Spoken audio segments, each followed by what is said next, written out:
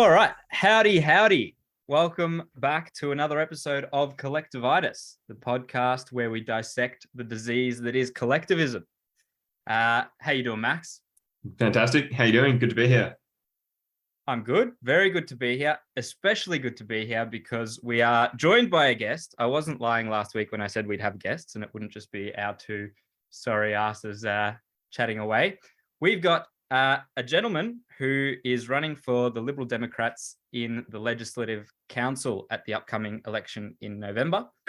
This is particularly interesting because there's loads and loads of candidates and most of them are actually quite unelectable. In the lower house, which is the Legislative Assembly, to get elected, you need to earn 51% of the vote after preferences, which basically rules out anyone other than the major parties and sometimes the Greens.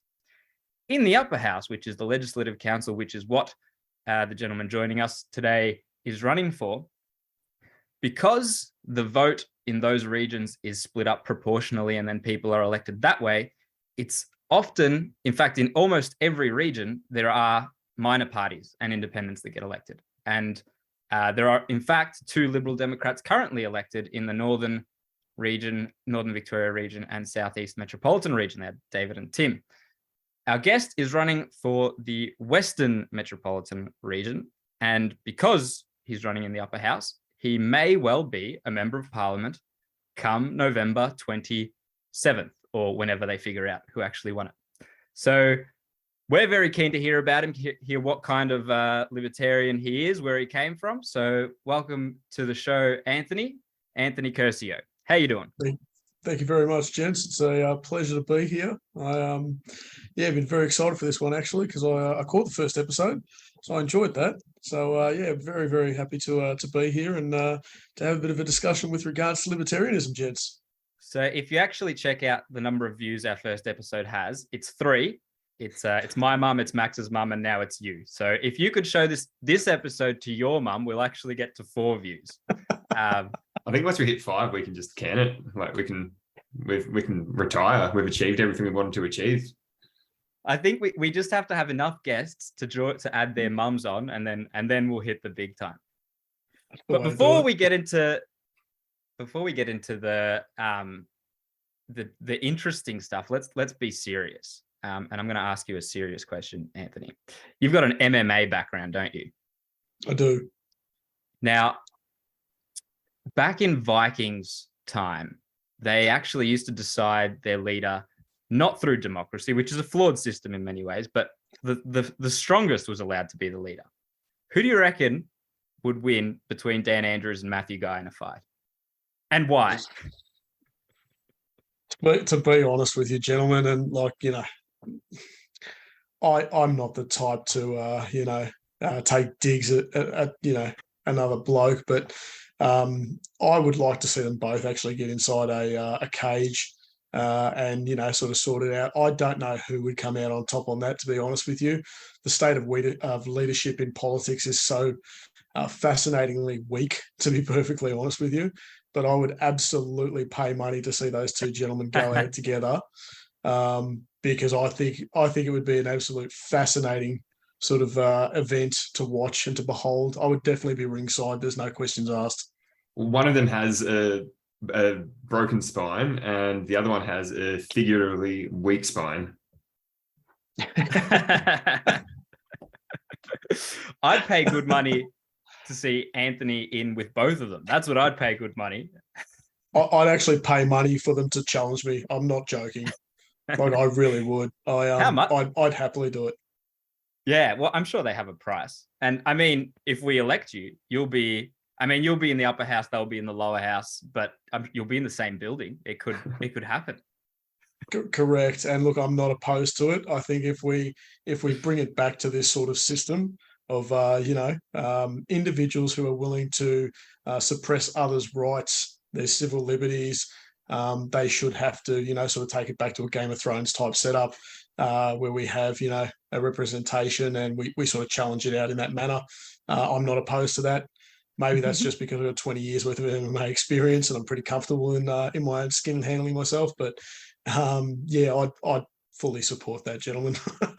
It's quite interesting actually, because like it's a joke, right? It's these Yeah. two would have to fight like haha, but their whole like the state, their whole foundation for authority rests on violence. Like the state is violence upon the individual in every respect. If you don't pay your taxes, a man with a gun comes to your door and throws you in prison. So it's actually not that far from their wheelhouse to exert violence. It's just they get someone else to do it. They don't ever throw the punches themselves.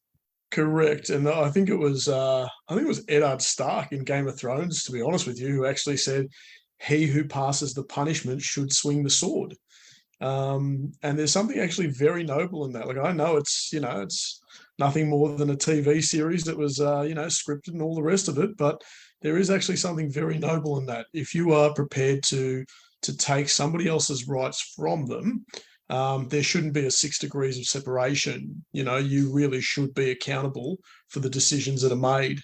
And that's one thing for myself. I don't respect a lot of leaders who operate in that manner. I don't more Dan Andrews, to be perfectly honest with you, and not because of the fact that what he did over the last 2.5 years, or the manner in which he did it and how it affected people. But at least with a tyrant, they do have the stones to actually be a tyrant. And people who don't stand up to tyrants, I have very little respect for, to be perfectly honest with you. So I'd probably actually be more inclined to go with Dan over Matt Guy, just in sort of thinking about that one in retrospect. So, Anthony, why don't you give us a bit of a background about your libertarianism, who you are, how you came to the philosophy? Yeah, no, absolutely, Max. So, look, I grew up in the western suburbs of Melbourne, lower socioeconomic family. It was a generational thing, to be honest with you.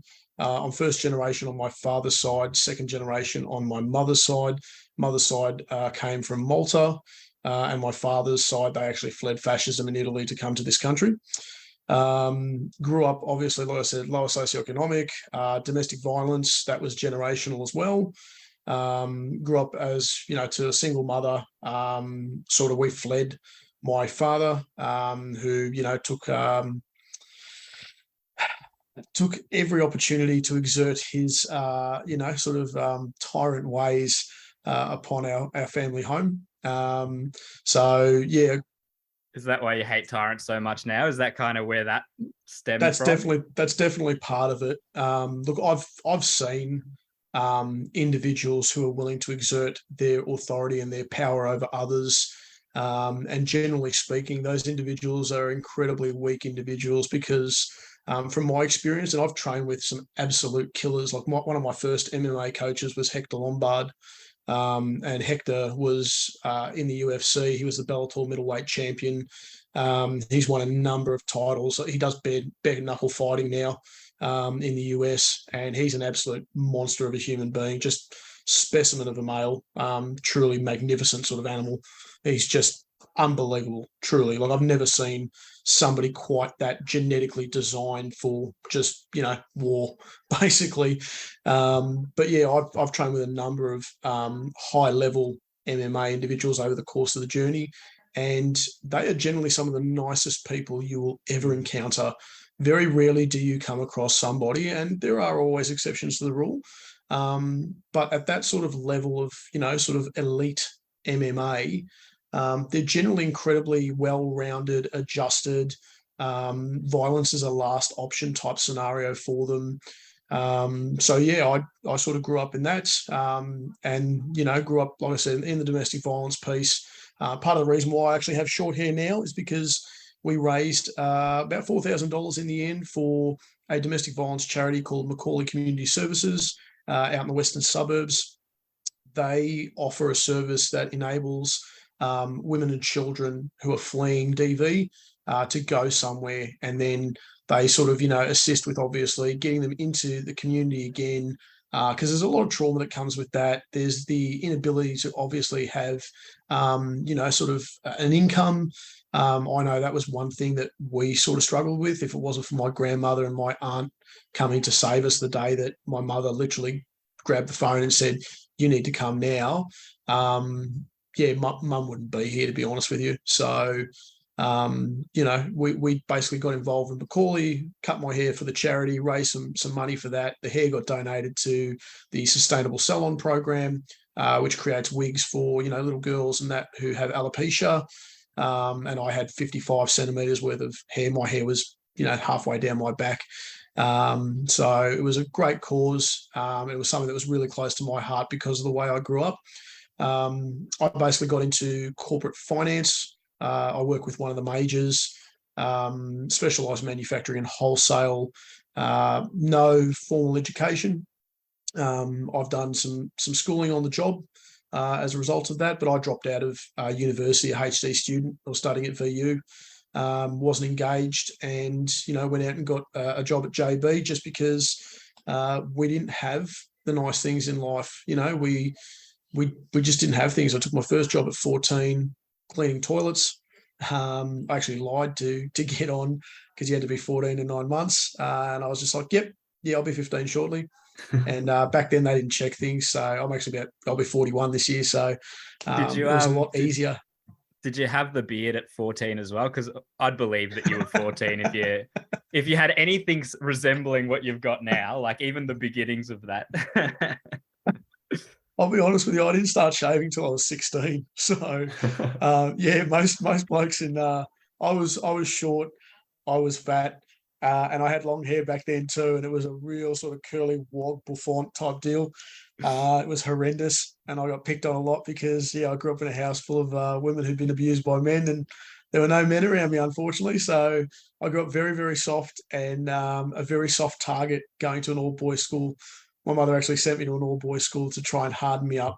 Wow. And I just became a punching bag. So. And it sounds like at some point you learned to punch back because, I can't even picture you as that as a kid. You're such a different. You give such a different image at the moment. That's wow. Yeah. Look, I went to the other end of the spectrum, and that was just something that I can take a punch. I can take a rock solid punch.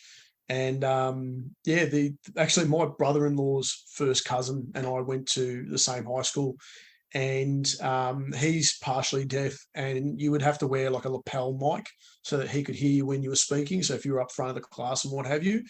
And I wasn't sure how to use it the first time, and I sort of tapped on it and went, "Hey man, can you hear me?"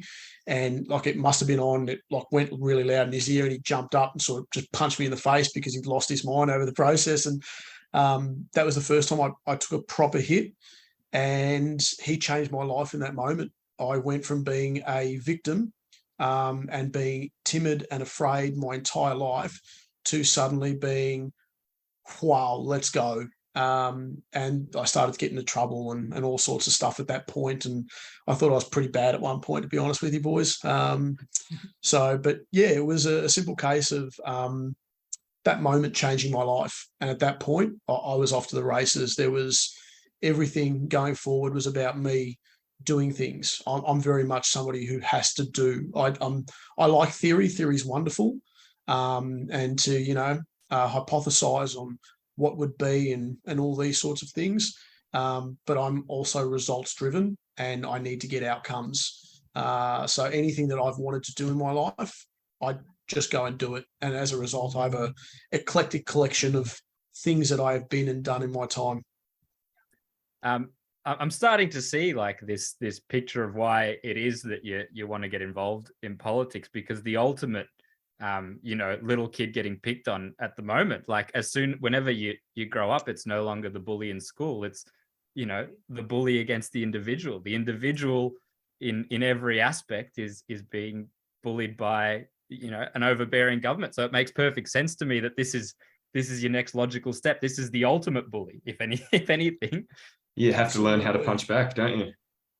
Yeah, absolutely. And, like ultimately, you sort of learn at a certain point in your life that you can't just go about hitting people, right? So, and you learn there is a way to channel that frustration or potentially that aggression, or to use it for positive outcomes.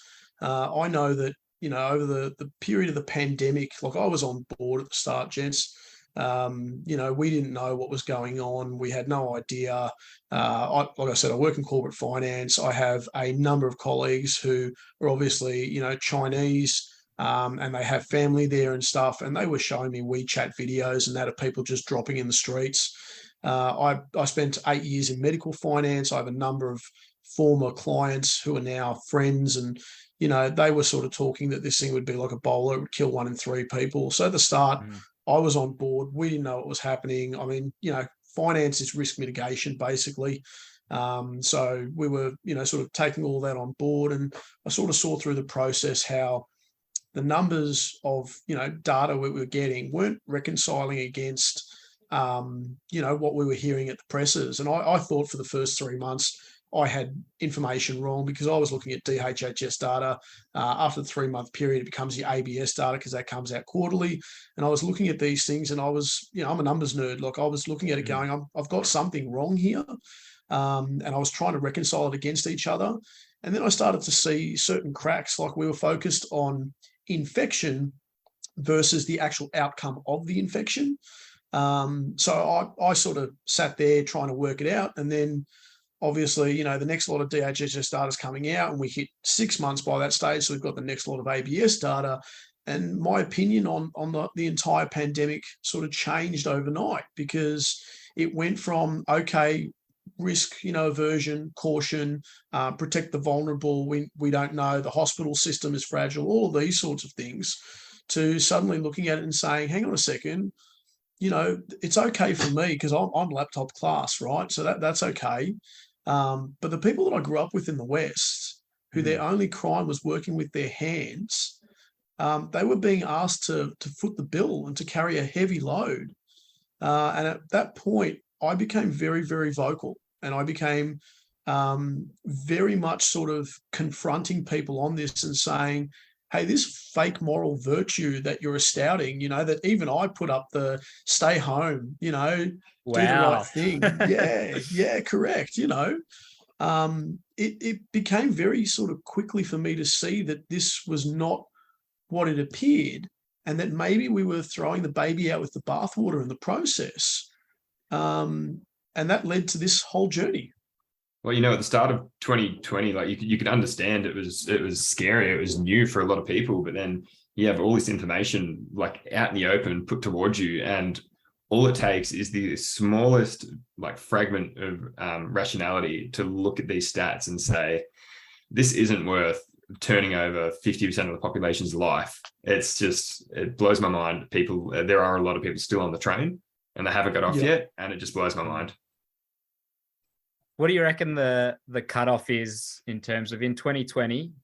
By what month? So March, they started the lockdowns. By what month do you reckon good libertarians had worked it out? Where's the cutoff there? So look, I've probably known I was a libertarian for probably 7 or 8 years now. I was a big US politics sort of buff. So, Ron Paul, Rand Paul, these were the guys that I always looked to, but I didn't know there was much of a libertarian movement here. So I was sort of on my own. I didn't have a community to talk to, or like I said, by the time we got to, I reckon about the August 2020 for me, I had some serious doubts, and I was no longer, I've got something wrong here. I was like, they couldn't possibly be doing this as they're doing it. And not to say that this was some grand scheme or, like what I'm saying is that this was a simple case of, hey, here's an opportunity for us to, increase our power here, circumvent democracy, the process that we know as the Westminster system, and all the bits and pieces that come with it. Because at that point, I truly feel that about 4.5 months in, my opinion completely changed. And I'd be very surprised if anybody got to 6 months that was a libertarian and went, yeah, no, I still not quite sure here. Mm-hmm. Yeah, I think you've touched on it perfectly. Like, it doesn't have to be a grand conspiracy, right? The state just wants to expand its influence and its spending and people's reliance on it and justify its own existence. A pandemic, perfectly. you all need us to keep you safe. You all need us to maintain your wage. You should all, stay at home and not rely on yourselves and the sweat off your own back, and whatever innovation or intuition you have to work will work for you. We'll give you the money. Perfect. Everyone is still kind of shaking off this idea that the government will look after us, because for 2 years it was the only option provided. You were a heretic if you said something different. You were one of us. You were a libertarian if you tried to say something different. And it's hard. It's almost hard to remember now quite how vicious and tense society was for a bit there. Like now it's kind of, COVID's over. Ha ha. I got vaccinated. I didn't. But it was really tense, and it was really hard to talk to your friends, talk to your family for a little while there. And that's, what does the state care about that? Stay home, save lives, all good. Correct. I'm really glad you mentioned Ron Paul. Ron Paul, hero of mine. It's how a lot of, I guess, our generation came to libertarianism. We kind of dived into a whole bunch of topics there. I still haven't heard about your journey to libertarianism, man. That's what I'm here for. So I suppose because I'm naturally an introvert in nature, like I turned the extrovert on, and that was just something I learned along the course of the journey in order to interact with other people. But growing up in the manner that I did, it made me a massive introvert.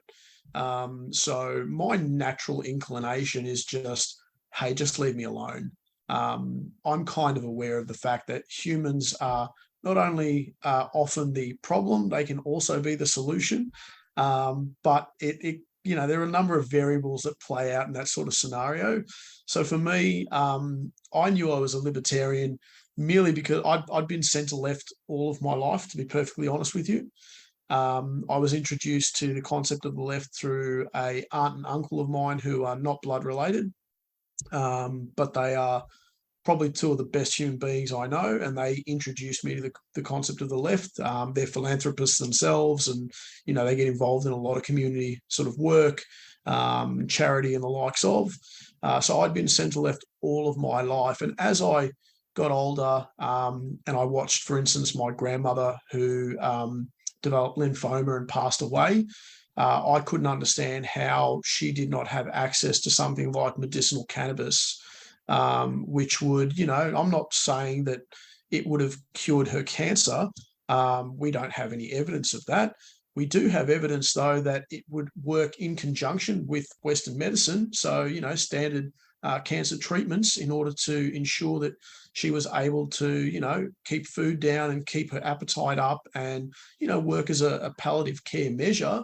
And the fact that, sorry, more important than even whether it would have worked or not, like the notion that it's her body, it's her life to try and figure these things out. Like that's the crux of it, is that you don't own yourself in that situation. Sorry to interrupt. Correct. Yeah, no, absolutely. So the concept that she couldn't, use medicinal cannabis to help her through that period was always a problem for me. Now, I'd already had issues with the fact that, bodily autonomy does not just exist to matters like abortion or vaccine mandates. It means if I choose to tattoo "fuck you" on my forehead, that's my choice. Now, that may come with implications. Society may view me in different matters as a result of that.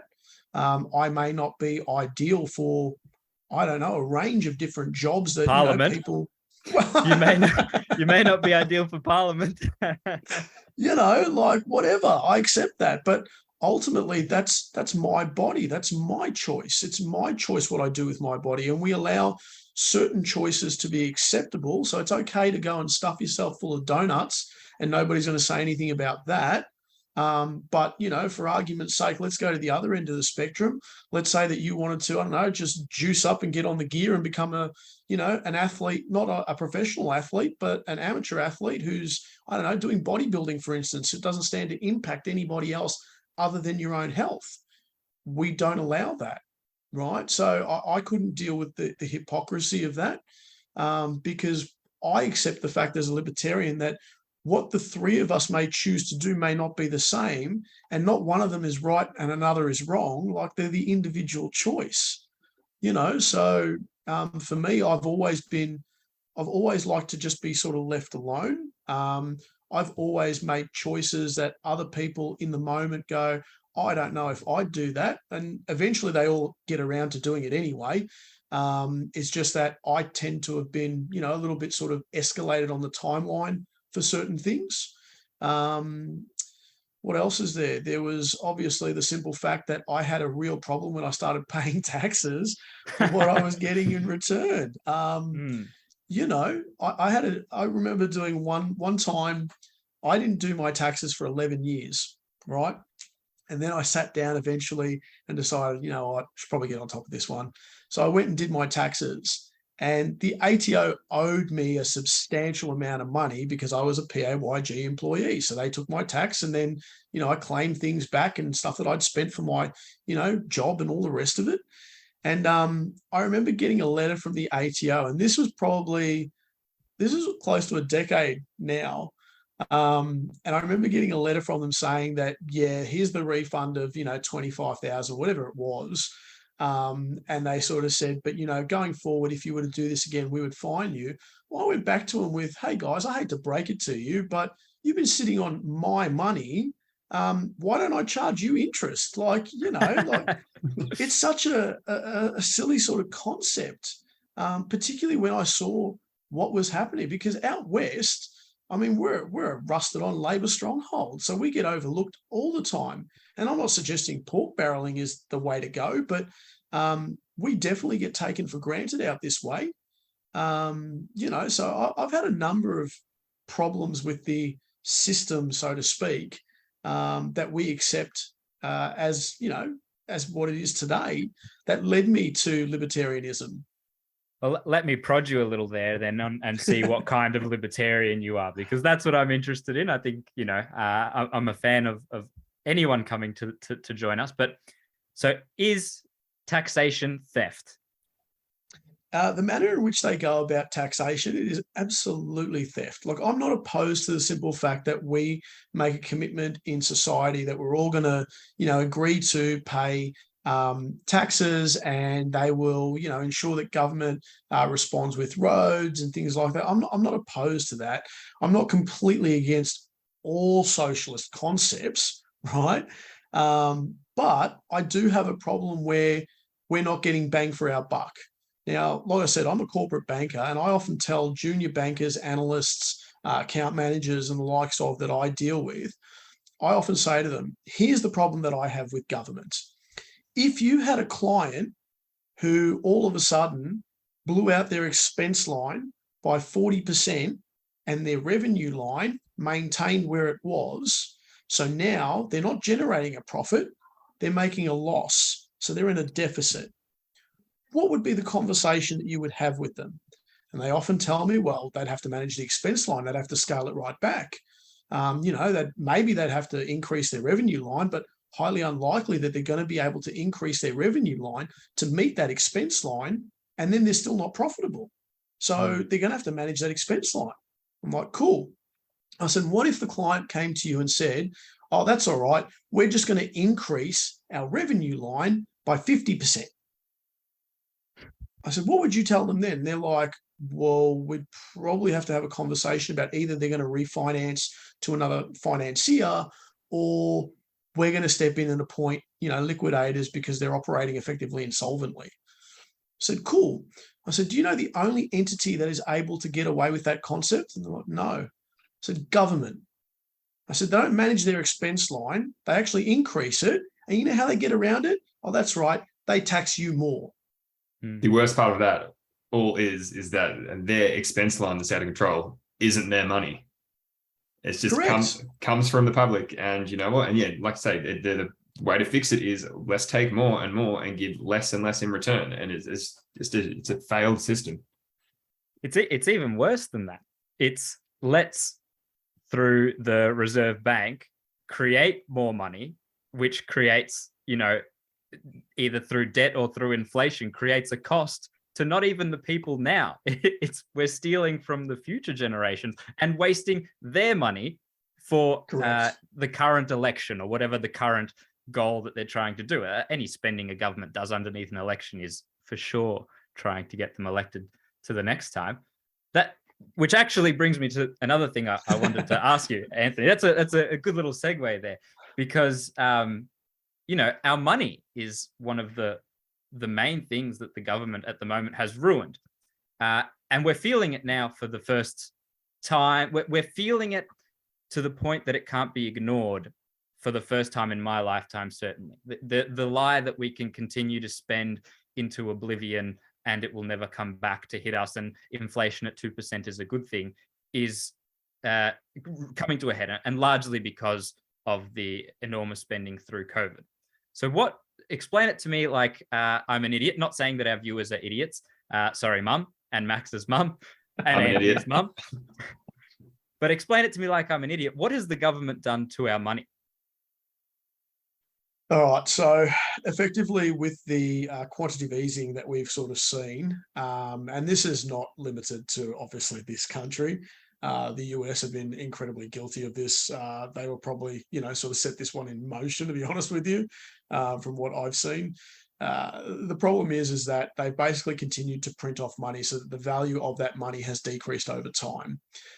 This has then led to a number of scenarios playing out, to be perfectly honest with you. It hasn't just been the quantitative easing piece, but it's ultimately led to inflation. Now, when I was, this one's actually for you, Pietro. When I was last on, I was on Matt Wong's People's Project.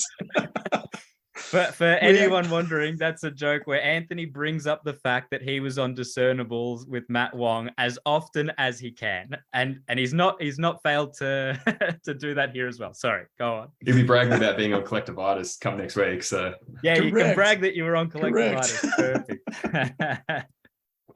So, but no, we were talking back then. This is several months ago, about the fact that I said that inflation was probably closer to double digits. So at the time they were saying, inflation's at 6%. I laughed, because there's no way in hell inflation was at 6%. Now, I'm of the opinion it's probably sitting closer to sort of 9%. And, we're sort of, I think the RBA came out and said that they believe it to be at about 7.75%. Most recently, when they met on Tuesday. I don't buy that for a second. Effectively, what we're seeing is, obviously with COVID, we've had logistic nightmares around the world. So the whole logistic piece is blown out. I've actually got some notes that I brought up just from some economic pieces that I've been reading over. If you give me 2 seconds, I'll bring it up here. So yeah, at the moment, it really is all about inflation. So that's why you're seeing interest rates start to creep up, because they're trying to bring inflation back to that sweet spot of 2 to 3%. Like I said, I believe that inflation sits at around 9%. That is just my personal opinion. The RBA are saying that it's around the 7.75% at the moment.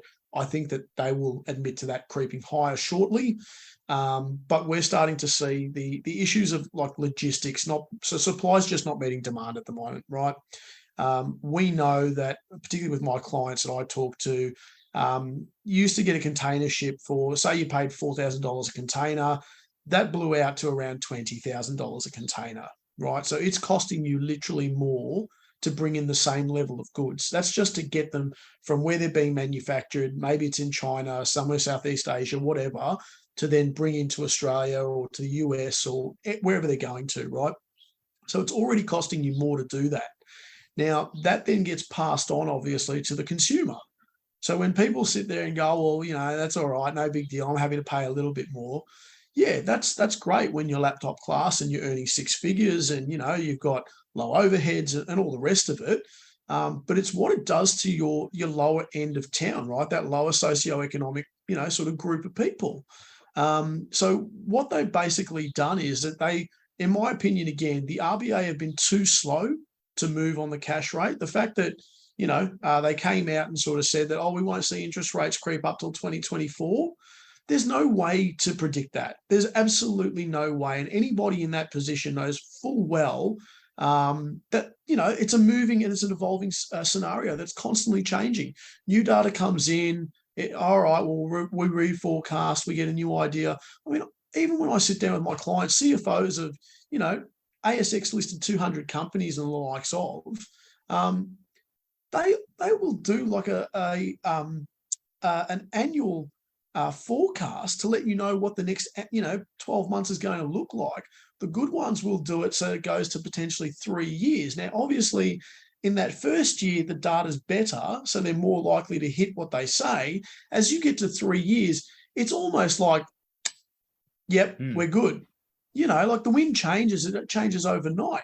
But the top CFOs that I've dealt with across the course of my career, they do daily forecasts. Like they are changing it. So the daily feeds into a monthly, the monthly into a quarterly, the quarterly to the half yearly to an annual, right? So the minute something changes and say you get a delay on like the logistics piece, so your supply chain blows out and you're supposed to be getting raw goods 6 weeks, that suddenly becomes 9 weeks, that changes your whole forecast. Yeah. So the logistics piece has blown out. Obviously, there have been issues with things in China where they're still chasing after that zero COVID insanity, where they, you're infected, got to shut down the whole business, we can't supply. So that just blows out your supply chain further. Now, obviously, with the policy changing around infections, where now you can get infected and too bad, so sad, you're going back to work, right? A big part of that is to tie into this inflation piece because supply hasn't been meeting demand. So, like, the RBA and central banks in general around the world are basically looking to increase the cash rate so that it stops people spending because it's costing them more for their existing debt, right? So that means that the supply is still where it is, but the demand is coming off. So they're trying to get that sweet spot again. Now, I don't know what plays out beyond that, but I think you will see November another 0.25% interest rate increase, and December potentially could be another 0.25. So I still think we're anywhere between 0.25 to 0.5% before the calendar year is over. Yeah, I think it's almost guaranteed that they're going to have to keep raising interest rates until it becomes so politically disadvantageous that they, if and when that they give up, because it loses you elections, having interest rates so high. People want money being printed, government spending, government, programs, handouts, whatever. That's what wins you votes. So they're going to keep doing this while it's possible. I think that's kind of where we don't know what's going to happen. Will they have the nerve to continue to raise interest rates? We got to remember this. So the central bank operates separately to the government piece.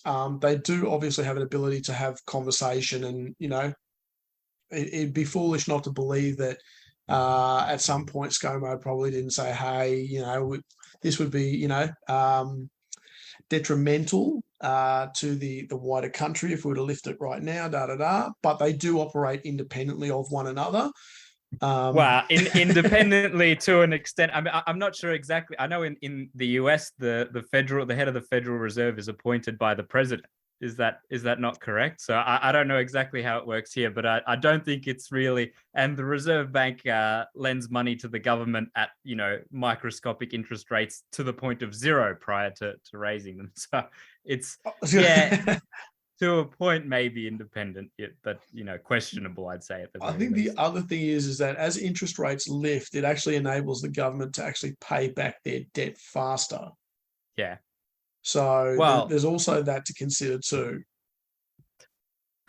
Just one other thing I wanted to mention that you touched on a little while ago is how inflation affects poor people more, because obviously we talk about when we talk about taxing, there's often there's tax brackets. The rich pay more in taxes. If you're low socioeconomic, you pay a much smaller fraction of your income.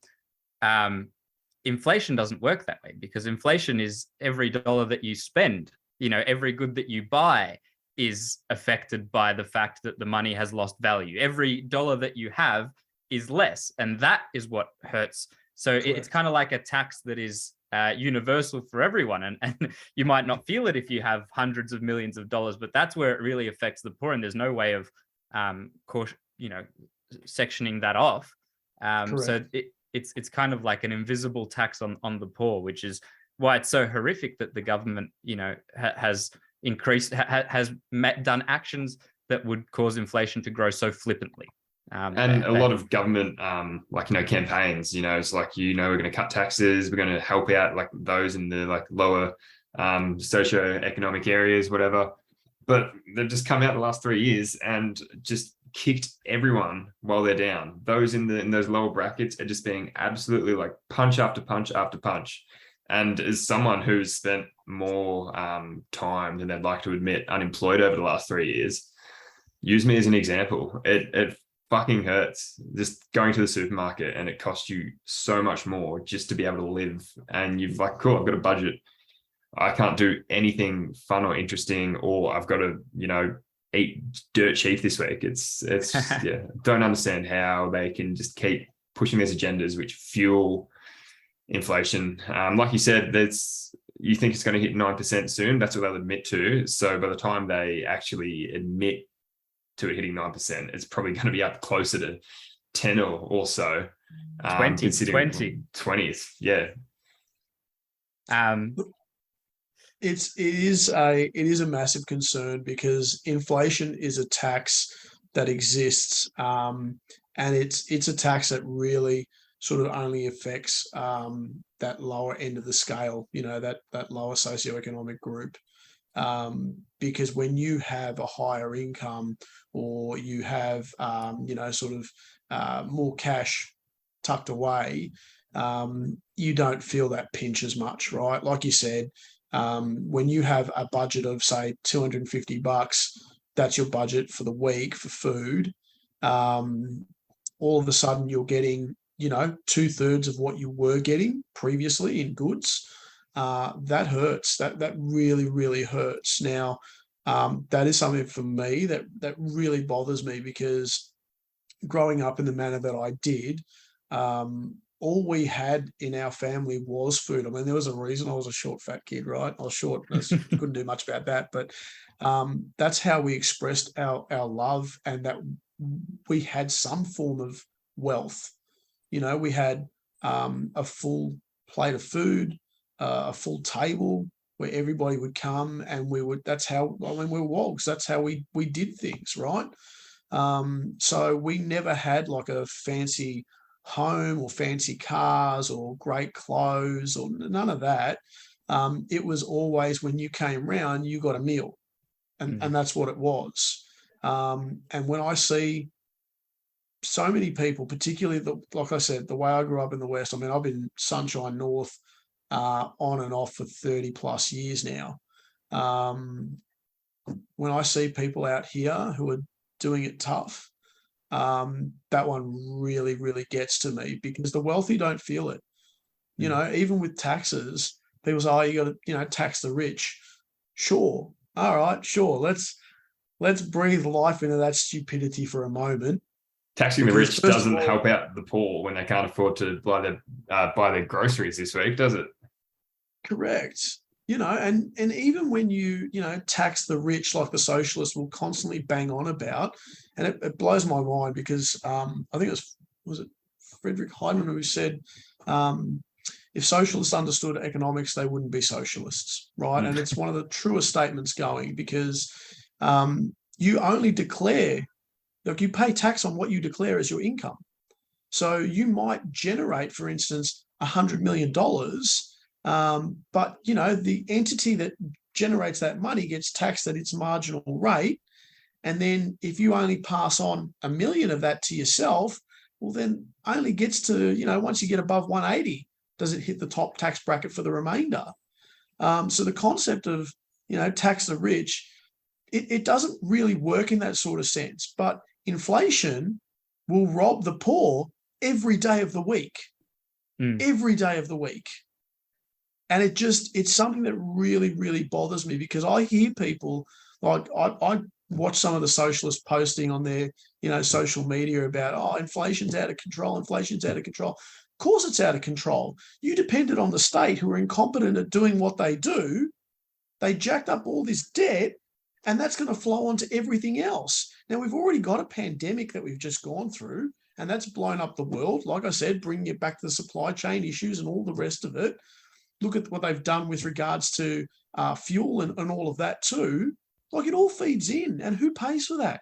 The consumer. So whoever's buying the product, the good, the service, whatever, they're paying for it.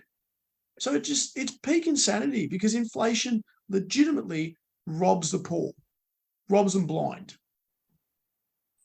This is a very grim outlook on the world that we certainly share. I believe it's it's such a core issue that won't be discussed at election time. They'll be talking about everything else apart from this.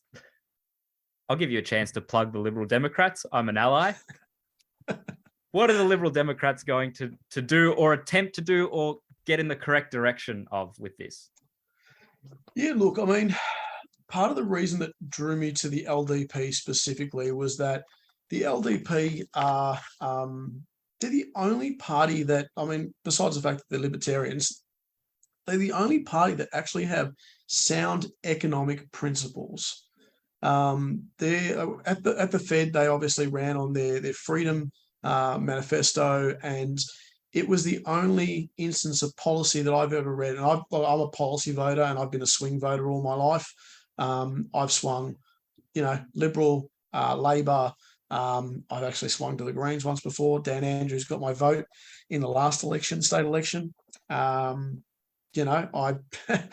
guilty of that one myself. But sorry, how do we end call? I just need to.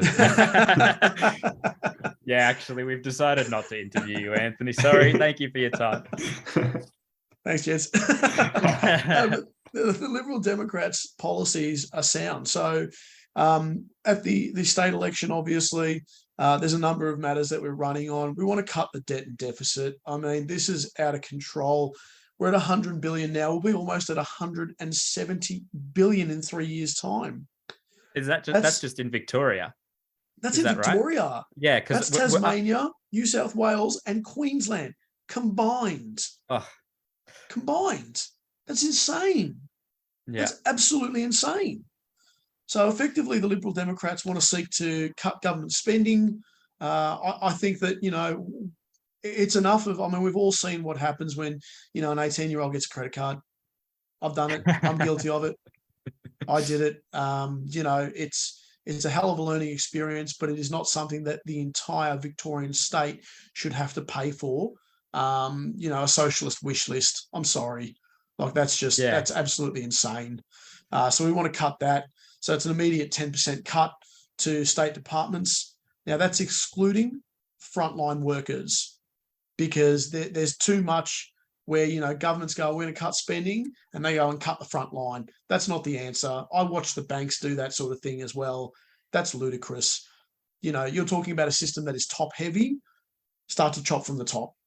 Do we really need a number of roles that are about, I don't know, whatever fluff piece of the month is going about? I don't think we do. So we want to cut that straight off the bat. We want to actually reduce the red tape to allow for more housing. There's obviously a lack of affordable housing. I don't know why people assume that the Greens are the only party that care about affordable housing.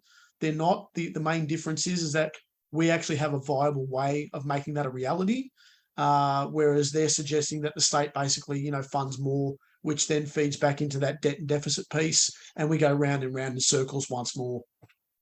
Yeah, and that'll definitely help the renters if there's more houses to rent, but their money is worth so much less. Does that mean that their cost of living goes down? Absolutely not. Correct. And then, I mean, if we go back to the cost of living piece, affordable energy, I work with a number of clients who work in the renewables piece. The renewables are not up to scratch. That is a long game that we're going to have to continue to play. But if we're going to look at that, why aren't we exploring the nuclear option? And it's really cute that the Liberal Party now are just stealing LDP policies.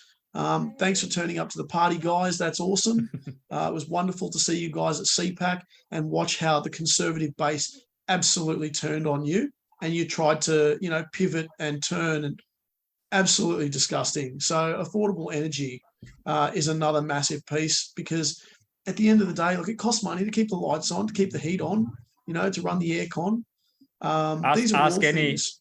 ask any European right now if if it was a good thing to not follow that path and to go down the renewables path. It's like it's crazy that they're pushing this agenda right now when Europe is having the exact problems that we're saying are the consequences of this. Well, have you seen the Italians are turning off the power at certain points of the day? I'm going to Italy in mid-December, and I'm terrified. That's the middle of winter. I'm going to freeze to death. I'm going to bring a couple of gas bottles over. Get on the grupper early. I think I'm gonna have to. I think the Liberals sort of starting to now adopt a nuclear policy.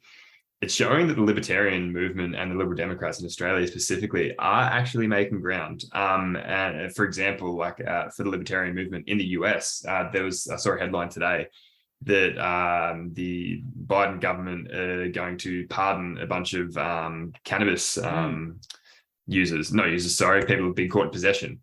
And that's something that obviously libertarians have been pushing for a long time. But you just keep seeing all these little steps of libertarianism creeping in. It's starting to get to a point where it can't be ignored, and it's a good thing.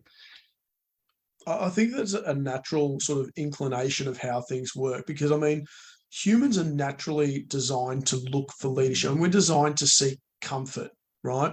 But anybody who's ever achieved anything in life will always tell you that comfort is the killer of progress, because once you seek comfort and you are comfortable, you're not pushing yourself to achieve further things.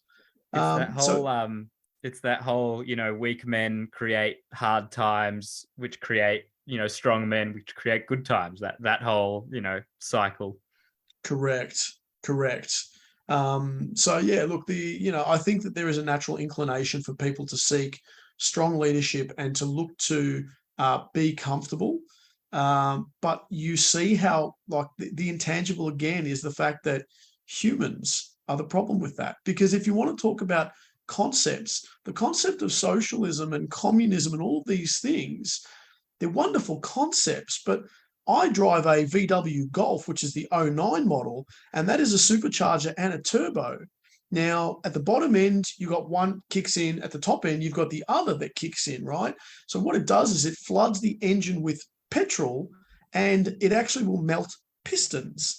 So it's an over-engineered product. So in theory, it's wonderful, but in real-world application, I've burnt pistons left, right, and center, and I'm not driving this thing very hard. So it comes back to a concept that, sure, in theory, that would be great, but the real-world application doesn't apply. Whereas when you look at libertarianism applies to real world.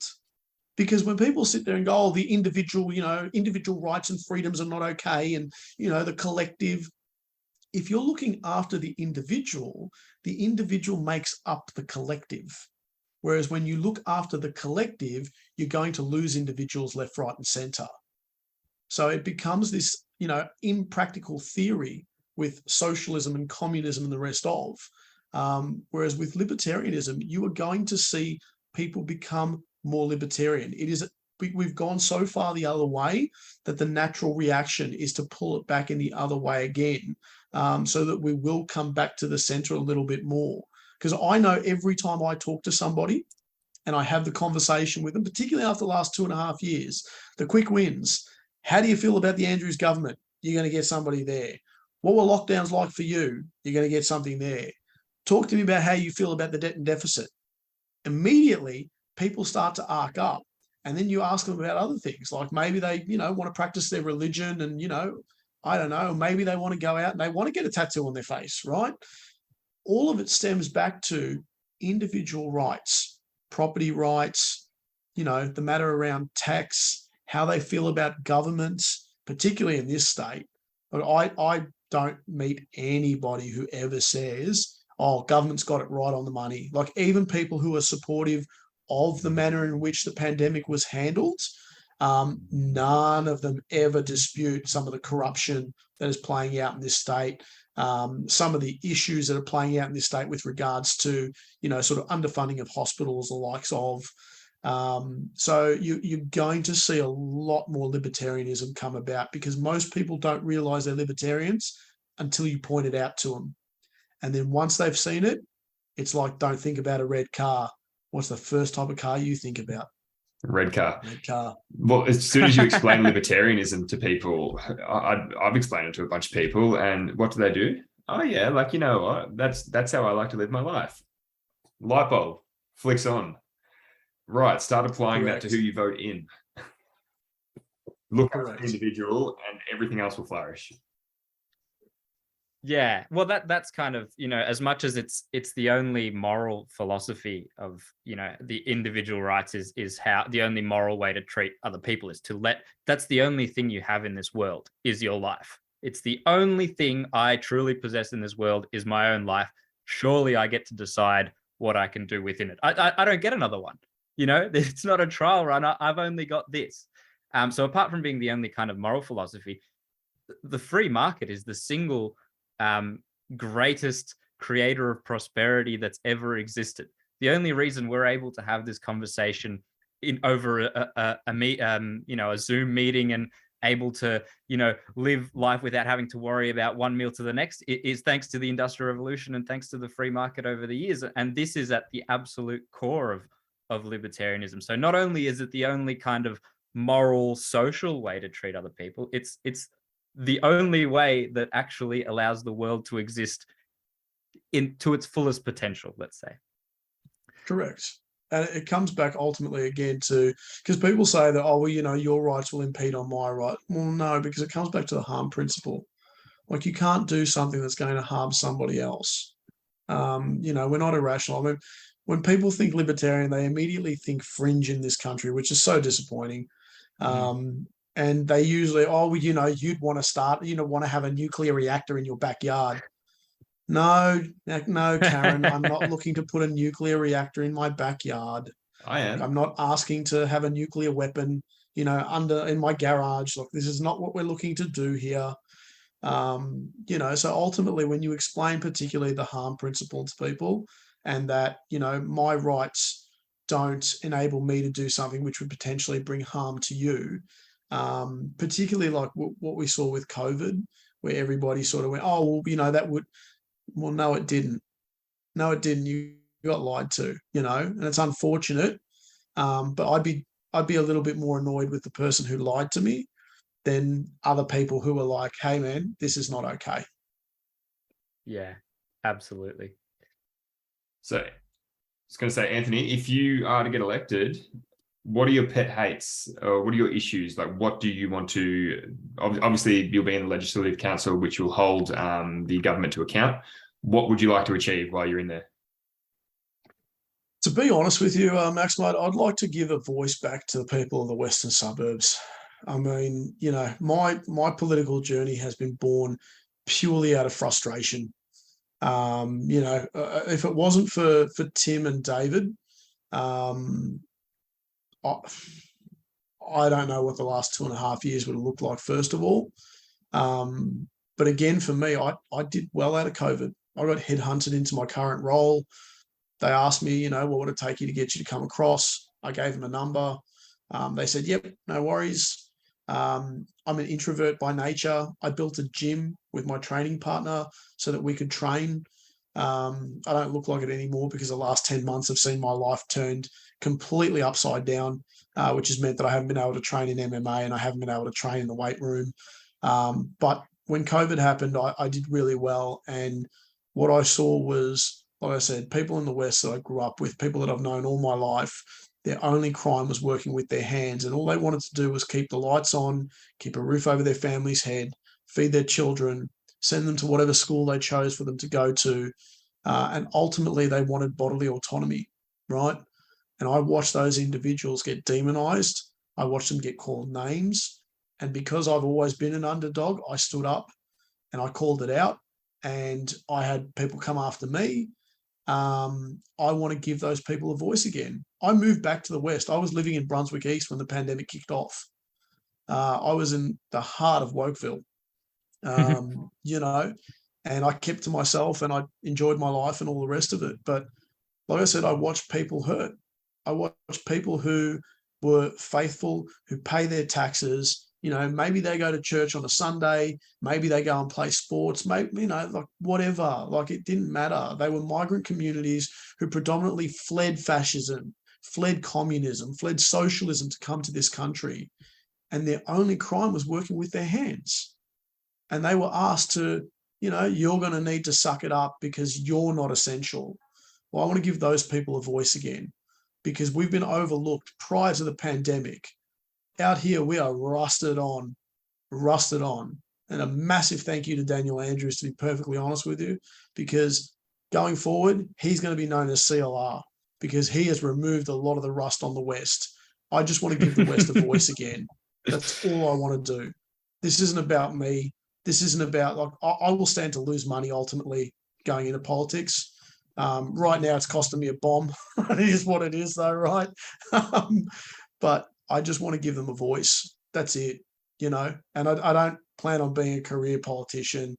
I want to make some change. I want to open the door for others to come along and for them to have an opportunity to shape things, community, give back.